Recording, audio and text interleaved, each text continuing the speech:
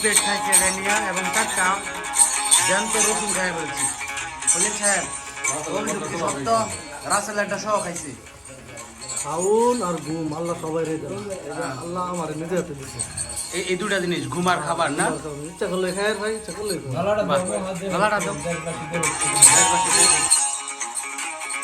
আজকে যে আমরা এখানে একটা বৃহৎ খানা দানার আয়োজন করা হয়েছে আমাদের যারা সার্কেল একসাথে চলাচল করি আমাদের দেশের প্রায় প্রত্যেকটা জায়গাতেই এরকম বিভিন্ন সার্কেল বিভিন্ন সময় সৌদি বাদশাহ যারা আছেন শায়েকদের মতো করে খাবারের আয়োজন করে সেখানে উট থেকে শুরু করে দুম্বা পর্যন্ত সব লেভেলের খাবার থাকে।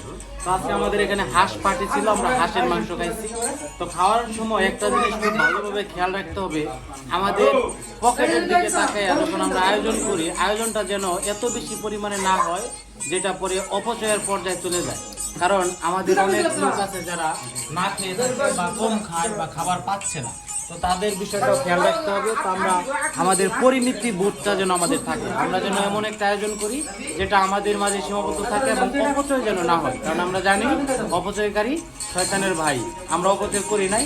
ধন্যবাদ।